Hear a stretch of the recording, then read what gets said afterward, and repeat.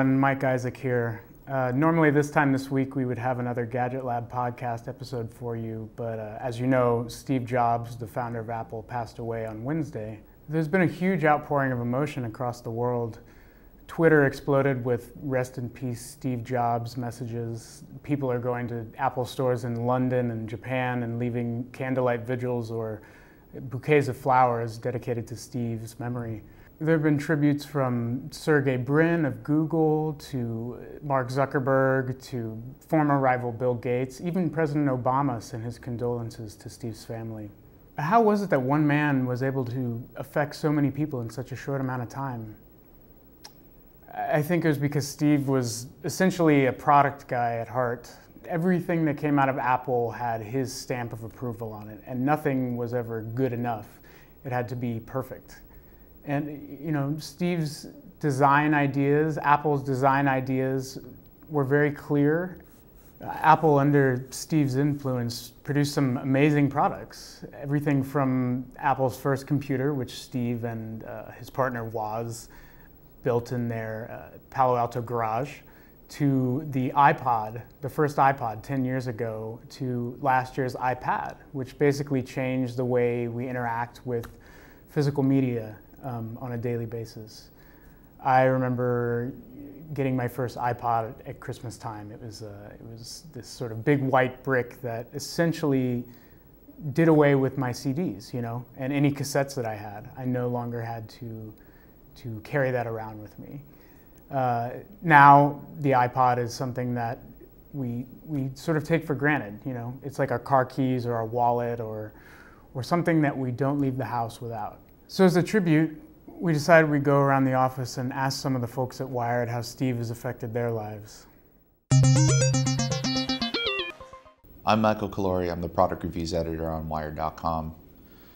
My dad brought home a Mac. I must have been about 9 or 10, maybe 11 years old. I think it was a Mac 512. He brought it home from the office. And he brought it upstairs into the family room and plunked it on the table and said, "Michael, tell me what you think of this."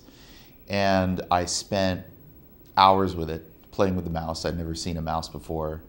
I got really into it, and then it disappeared. He took it back to work. But around that time, we also got an Apple IIc, which was sort of the portable Apple, and I spent a lot of my youth in front of that machine, in front of the monochrome display, playing Conan video game, Karateka, Wizardry, Ultima 4, and of course like text-based games like Zork and Hitchhiker's Guide to the Galaxy. But of course I also use it to write my first papers as a student. I wrote my first programs on it, and it's the thing that is most responsible for getting me into computers. I bought a modem for it. I went online. That opened up a whole new world to me. Come full circle, however many years later, I just bought my mom an iPad for her birthday this year, and she loves it. And it's amazing. The same company was able to make both devices at, you know, sort of both ends of the timeline for me. My name's Christina Bonington. I'm a staff writer with Wired's Gadget Lab blog. I've been using Macs since I was a kid, but the first Apple product that I ever actually owned was an Ipod Mini. I got it as a gift in 2005 from my boyfriend at the time. It was a Valentine's Day gift. The Ipod Mini was the first iPod to have the click wheel, and mine was blue, and it was engraved on the back with a Latin quote. I don't remember what it said now.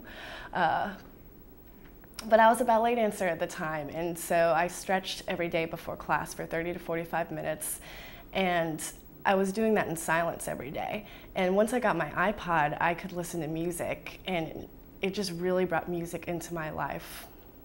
I got my first iPod in probably 2005. I had just finished the last of many, many internships, and I was unemployed, and I decided that I was going to go backpacking in Europe. And the only way I could think to do that was to take an iPod with me. That was the only way I could take my music. And so I spent an entire month writing trains, listening to my iPod, and it was the only thing that kind of, I don't know, kept me connected to home because I could have all my music with me.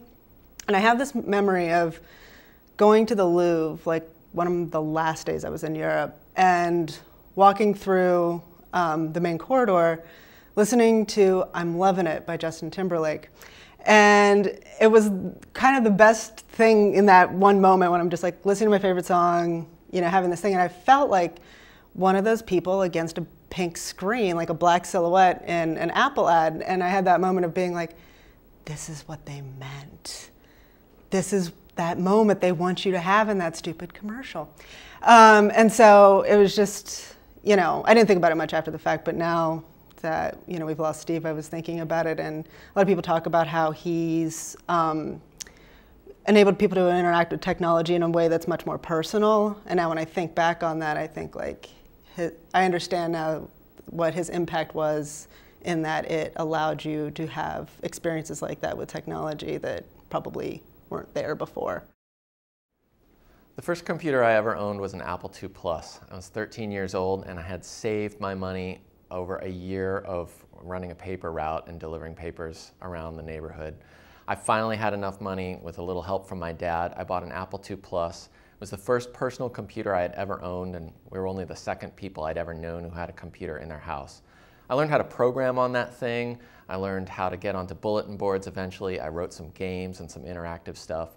I loved that computer. It was it was my introduction to technology, and it was the first point at which I realized that technology opened up kind of a whole new vista for me.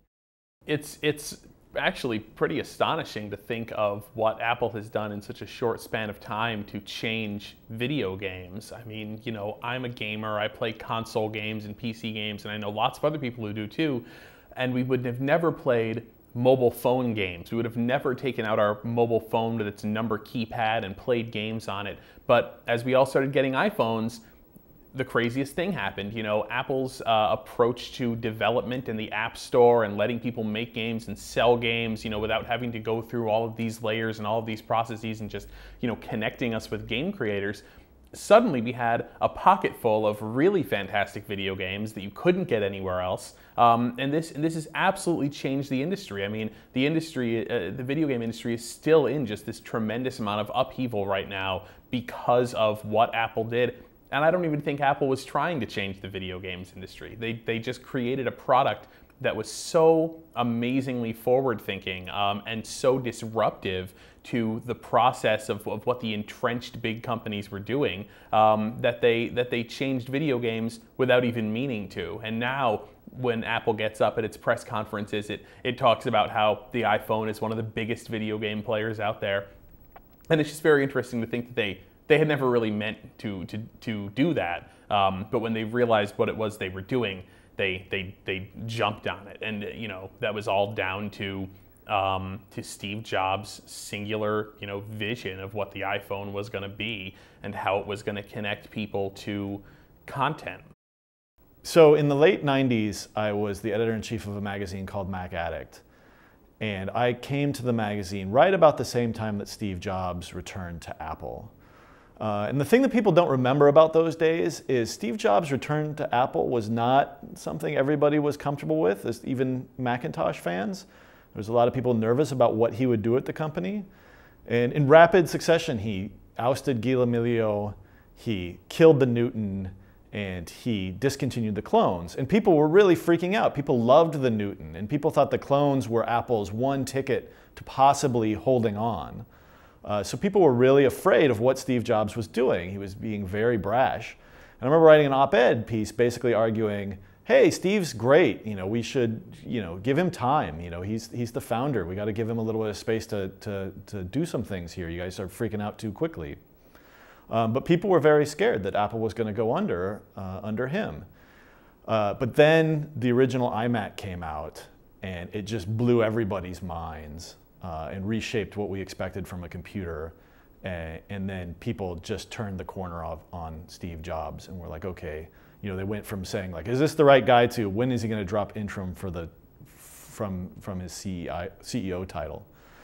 And then, he just continued with a string of products, a string of great hardware and beautiful products. And then the real coup de grace was the iPod. And once that came out, there was no question, Steve Jobs was the man. So yeah, I came into the Steve Jobs Apple sphere relatively early in life. I was about 11 or 12, and my grandmother got me computer lessons, and so I was coding on an Apple II way back in the day. And then when I was in college, I had my first interactions with the Macintosh, and that kind of changed everything. Like I was a liberal arts English major, but I was always designing and doing this kind of stuff. And when I got out of college, even though my degree was in English, I was a graphic designer, and that's what I did for years, and was an Apple diehard. I mean, I had an iBreak for 8 bumper sticker on my car for OS 8. I was, way down the hole. Even these are in the Scully years. And when Jobs came back and Apple was reemerging, I was excited about this. I felt like I had a personal stake, even though I didn't, aside from buying these products. But there was just this emotional connection with the way that things worked and what they enabled me to do, and the sort of upstart vibe around Apple back then. Obviously, they're not like that now, but having been involved with them from the start to when they almost vanished to coming back, I felt like I had this personal stake in things. And because of the interactions with the Macintosh, I work in publishing now, and I think if it hadn't been the case, I'd probably be a high school teacher or something now. So, for an IT guy, for a tech person, he is to me what Spielberg is to you. He's a genius that gets it and can talk to regular people about it. But when he's talking to other tech people, it makes sense on a different level. I'm sure you get what I'm saying with that, because when Spielberg is talking to other movie people, he's talking on a level that most people have no idea what he's talking about. But he can turn around and talk to somebody from CNN, and everyone gets it.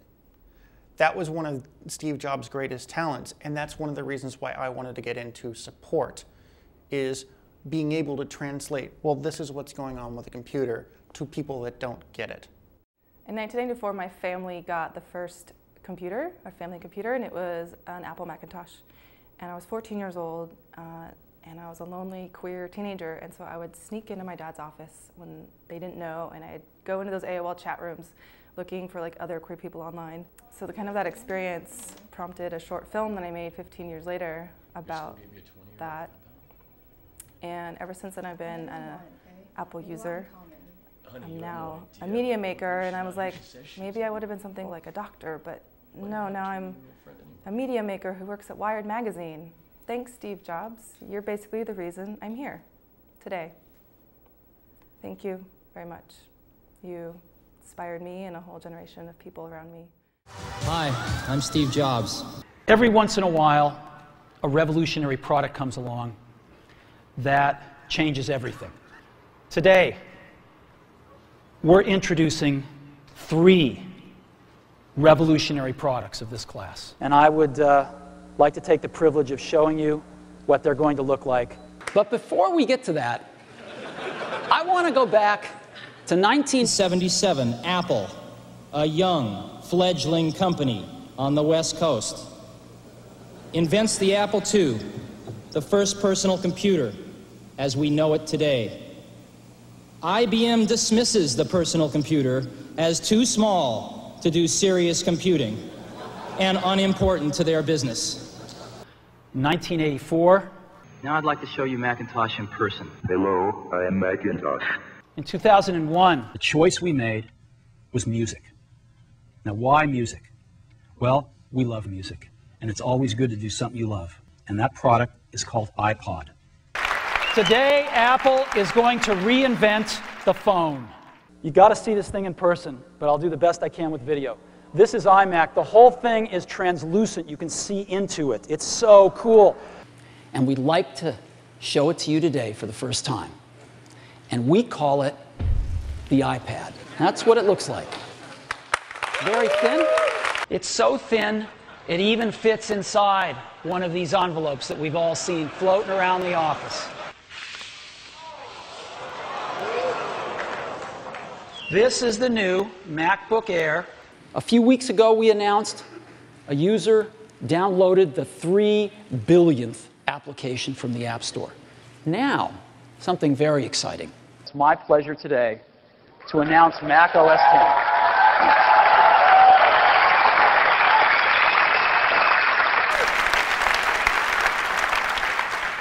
There's an old Wayne Gretzky quote that I love. I skate to where the puck is going to be, not where it has been. And we've always tried to do that at Apple, since the very, very beginning. And we always will. So thank you very, very much for being a part of this. But we're not done yet, because I'd like to let Macintosh speak for itself. So it is with considerable pride that I introduce a man who's been like a father to me, Steve Jobs.